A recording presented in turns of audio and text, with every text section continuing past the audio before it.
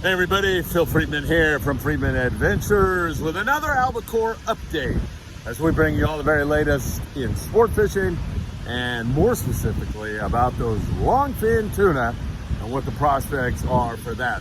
First of all, I want to remind you all to make sure you go to YouTube, find Friedman Adventures and subscribe today. Hit the little bell and we'll notify you when we have new content. And we'll be putting out all kinds of great new content. We'll be going live here shortly.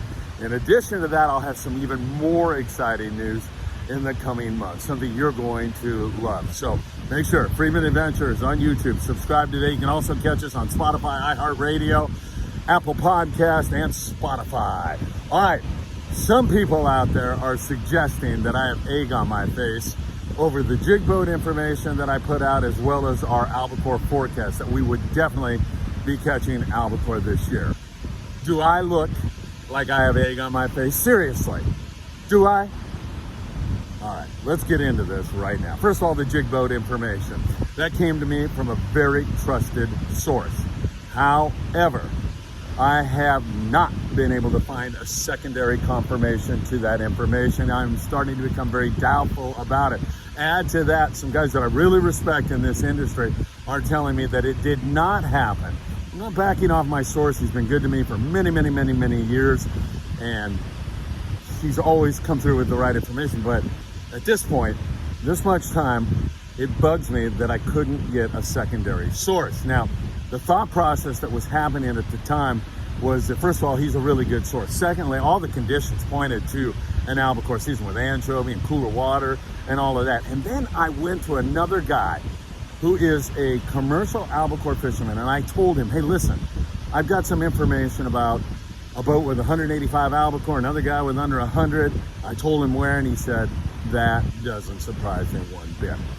That doesn't excuse me for not being a good journalist and waiting for a secondary source. I should have done that. I think I jumped the gun. So that information, as far as I'm concerned, is still unconfirmed, and I'm leaning toward being very doubtful about it at this point in time. Now, is the albacore a thing of the past, or the possibility of it showing up here locally? Is that over with? No, I don't think so. It's getting a little bit late in the game. July 4th was traditionally the time we used to catch albacore, but everything was late this year. So there is still the possibility that some albacore get in here. We caught that one fish, and that gave rise to some hope, but that's only one fish. And I'm not even going to count that as saying that we were right about albacore coming in. We meant more fish. We meant a decent catch, and we have not seen that yet. The water inshore is starting to warm up, and as that gets warmer and warmer and warmer, it's doubtful that that albacore will come in close to the coast. I mean, we're catching some yellowfin, a few dorado here and there, and as we get deeper into the season, that water's only going to get warmer. I'm talking in there on the Baja coast and up into Southern California. The warmer that water gets, the less likely it is that we will see any albacore at all. Outside, though, areas like the Warm Bank and some areas like that still have a chance for some albies. And in fact, some years they show up in the fall, late August, even September. So for now, we are on hold. And do I have egg on my face? Well, I'll let you make the call on that one. All right, Friedman Adventures with the very latest for you all.